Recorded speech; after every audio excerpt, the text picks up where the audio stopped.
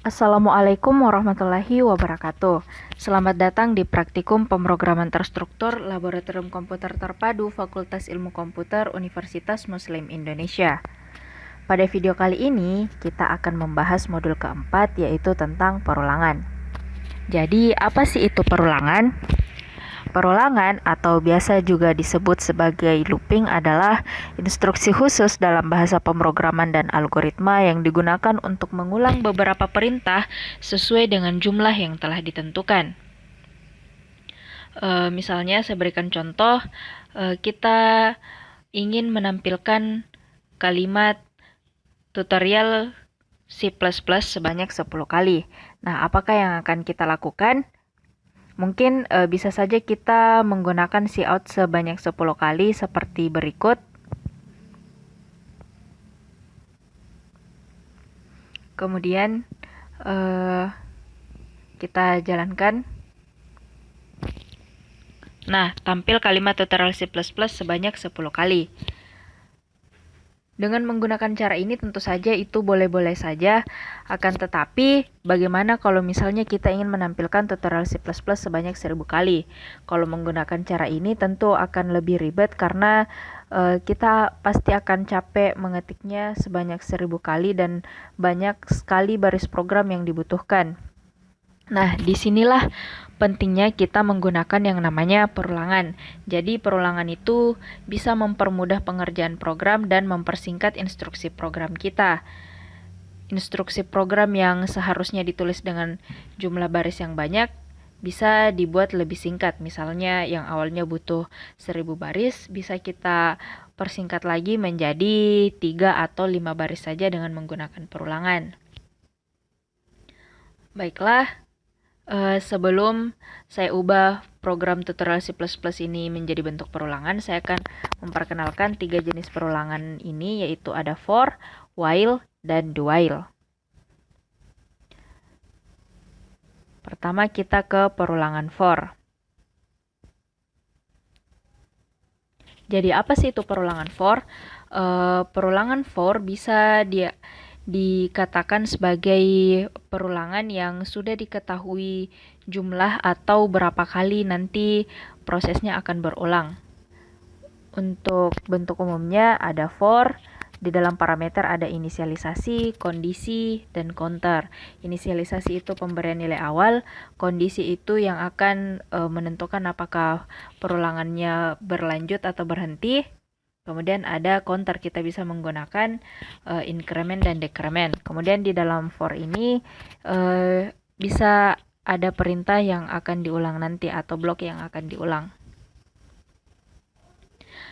Oke, selanjutnya kita ubah program tutorial C++ ini ke dalam bentuk perulangan for. Pertama, kita inisialisasikan, yaitu membuat variabel integer A sama dengan 0. Jadi, hitungan kita ini akan dimulai dari 0. Variabel A ini pada perulangan for berfungsi untuk menyimpan nilai hitungan. Kemudian, kondisi A lebih kecil dari 10.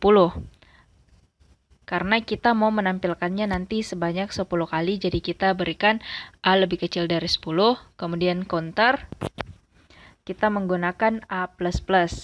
Jadi nanti setiap perulangan A akan bertambah 1, karena A++ itu berarti A sama dengan A tambah 1. Kemudian untuk blok yang akan diulang, kita copy saja cout tutorial C++-nya. Kemudian ini kita hapus. Oke, coba kita jalankan.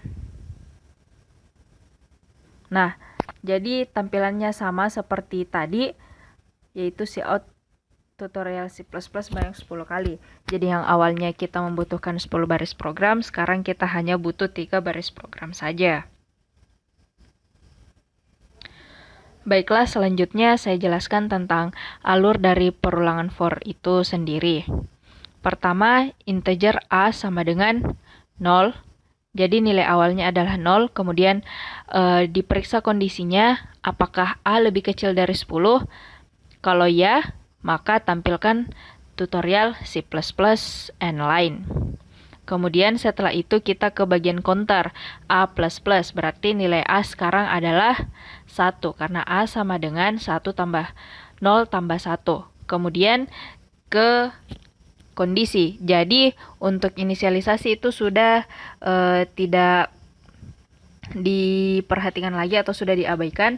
Sekarang apakah 1 lebih kecil dari 0? Ya, maka jalankan cout tutorial C++. Kemudian ke counter lagi, kemudian periksa lagi kondisinya apakah masih bernilai benar. Nah, begitu seterusnya sampai nilai A sama dengan 10.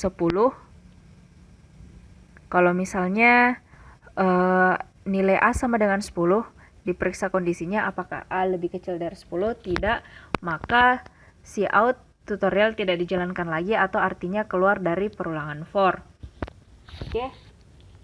Selanjutnya kita ke perulangan while. Perulangan while itu perulangan yang belum kita ketahui jumlah atau berapa kali nanti dia akan berulang.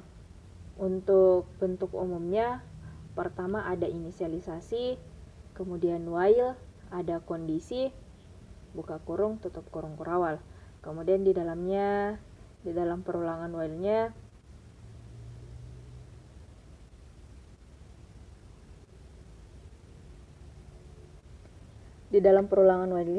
kita bisa berikan apa atau instruksi apa yang akan diulang nanti.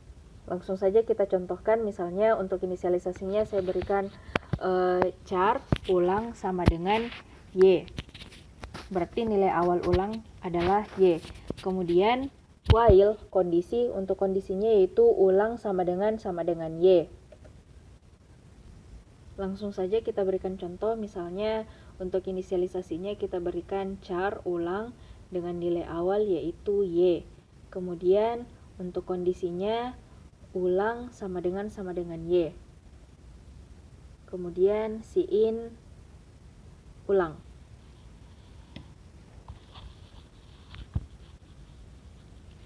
Jadi program ini nantinya akan terus berulang selama kita menginputkan nilai Y. Ketika kita menginputkan selain Y, barulah program perulangannya akan berhenti. Coba kita jalankan. Errornya kelebihan huruf H.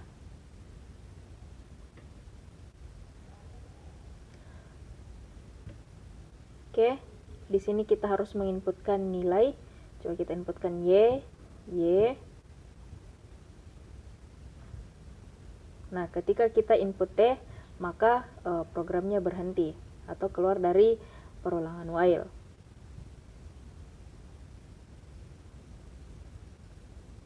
Jadi untuk perulangan while bisa juga kita ubah seperti perulangan for, yaitu yang sudah diketahui berapa banyak jumlah perulangannya dengan memberikan counter pada perulangan while.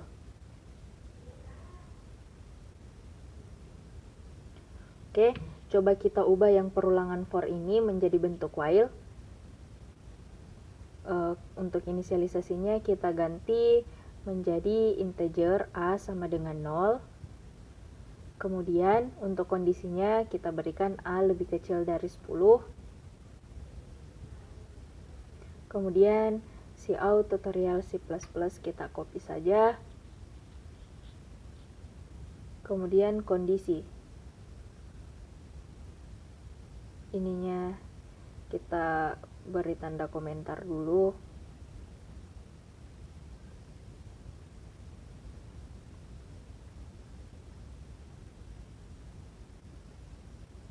Nah, jadi outputnya seperti ini, tampil tutorial C++ sebanyak 10 kali. Jadi dengan memberikan counter perulangan while juga bisa kita sebut sebagai perulangan yang sudah diketahui jumlah perulangannya. Oke, selanjutnya kita ke perulangan do while. Jadi perulangan do while adalah perulangan yang belum kita ketahui jumlah perulangannya atau berapa kali dia akan berulang. Pengecekan kondisinya dia ada di akhir. Jadi seperti ini bentuk umumnya, do, kemudian apa yang akan diulang, kemudian while, kondisi.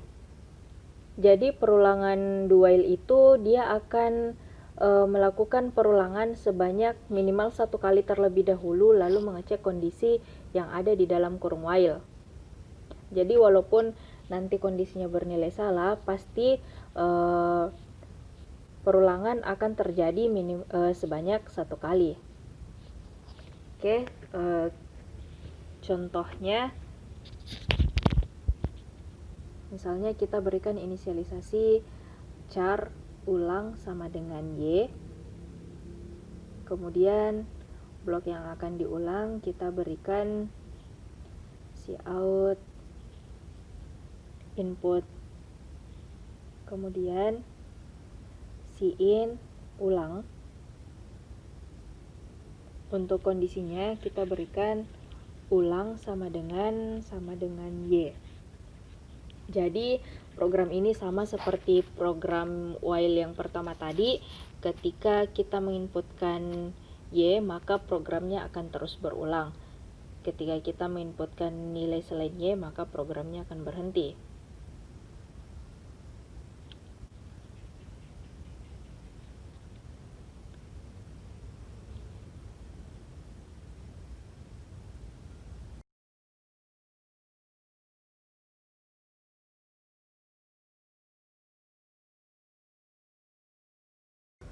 Kemudian kalau misalnya kita ingin mengetahui berapa kali dia berulang, kita berikan misalnya variabel, kita buat variabel integer count sama dengan 0, kemudian C++, kemudian kita tampilkan cout jumlah berulang, kemudian panggil variabel count-nya.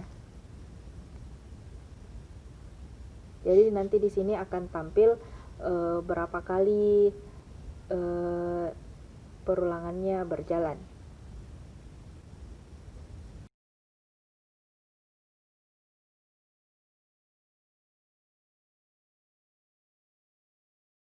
Variabel count bukan C.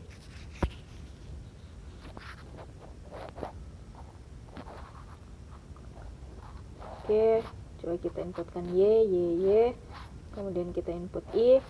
Nah, di sini tampil jumlah perulangan sebanyak 6 kali. Jadi proses do while itu berjalan sebanyak 6 kali atau berulang sebanyak 6 kali.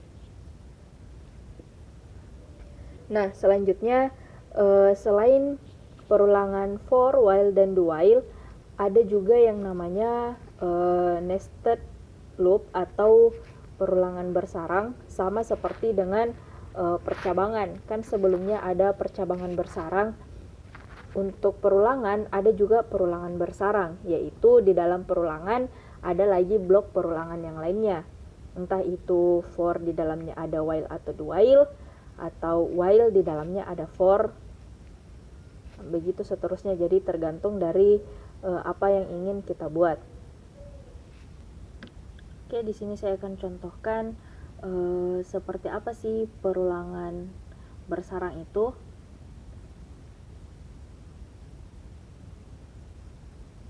Saya akan mengubah perulangan for ini, di dalamnya saya berikan lagi perulangan for. Jadi for di dalamnya ada for. Soalnya seperti ini. Kita buat for integer b sama dengan 0. Kemudian kondisinya b lebih kecil dari 10. Kemudian counternya b++.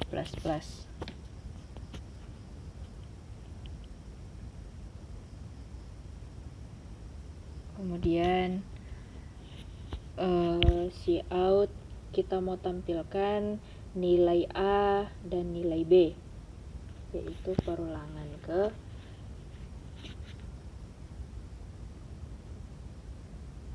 A, kita panggil variabel A, kemudian koma B.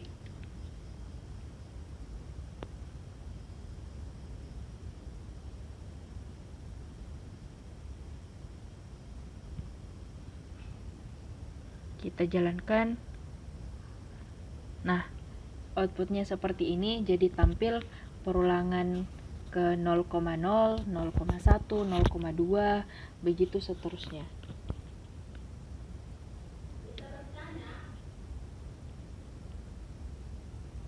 Oke, jadi seperti ini hasilnya.